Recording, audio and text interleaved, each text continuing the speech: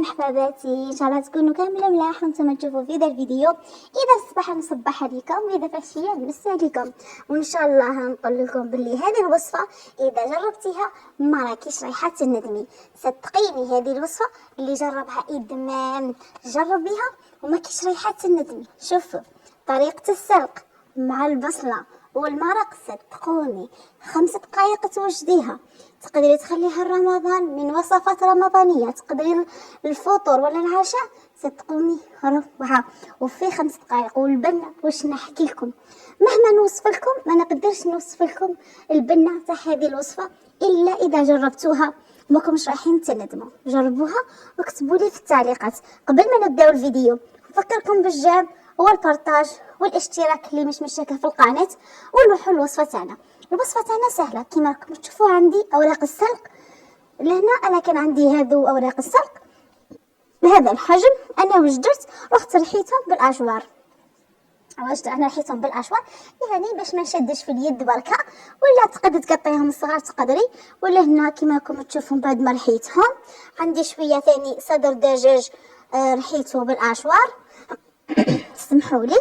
شوفوا يعني غير دوره خفيفه ما دارتليش كاع في الوقت. هنا شوفوا بعد ما كان رحيتو قلت لكم قطع رقيقه بركه.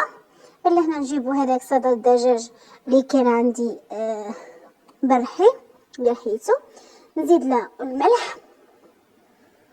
يعني لي زيبيس ما تحتاجش بزاف، تحتاج برك كما راكم تشوفوا. نحتاجو كركم، هي للبنه بركه باش نكسروا بنة السلق هذيك بهذو لي زيبيس. اللي هنا نحتاج شويه كمون،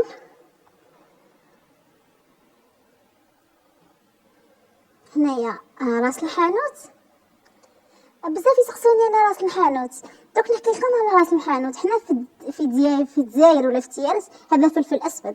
راس الحانوت واش معناها يعطي لك من كل حاجه شويه شويه شويه ويحسبها لك في الميزان.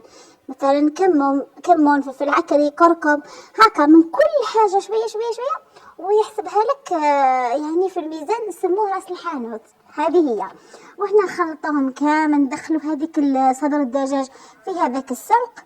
ما تقولونيش السلق ماهوش طايب، السلق اصلا ما يطولش. دوكا راهي ديجا رايحه تقليه، راه يتقلى يدخلوا طياب، ومن بعد ثاني كي راكي تقيسيه في المرق راح يدخلوا طياب. هو اصلا ما يطولش. كما شفتوا انا شكلتهم هنايا صبيعات، تقدري تشكليهم كويرات يعني كيما تبغي، الشكل اختياري. انا ضفت لهم نكهه اللي راح تجي حلوه بالبزاف وتزيدوا في البنه، هي البصله. قطعت انا البصله بهذه الطريقه، بغيتي تخدميها شرائح يعني التقطيع يبقى اختياري. نقليها غير في الزيت ونبدا نقلي غير بشويه على نار قليله حتى تتكرمل. لازم تتكرمل البصله تاعنا. ولا هنا حكمت هذاك الصبيات تاع السلق رمتهم في حبه بيض وقليتهم. وهنا كما كتشوفي البصله تاعنا بعد ما تكرملت كامل، وهذا هما الصبيعات من بعد ما تقلاو. خدمت لاصوص راح تلقاوها في صندوق الوصف اذا حبيتي ديري لاصوص تاعي، واذا بغيتي ديري لاصوص تاعك انت حره. الا هنايا ندير هذوك الصبيعات نخليهم يتكتكوا غير شويه في المعلق هذاك مع ديك البصله، ونديروا عليهم البيض ونزيد لهم الفرماج يكون مسكرفش. يعني لهنا تقدري تعوضي الفرماج بالبيض، يعني تزودي في البيض تنقصي في الفرماج، انت اختياري. شوفوا الشكل تاعها كي جات دايره، تجي واحده البنه صدقوني مهما تاكلوا منها ماكمش رايحين تشبعوا، وتجي بنينه بالبزاف مع هذيك لاصوص الخضراء الله الله، ومع بنه السلق مقليه باللحم تاع الدجاج تجي بنينه بالبزاف. وفي الاخير سلام.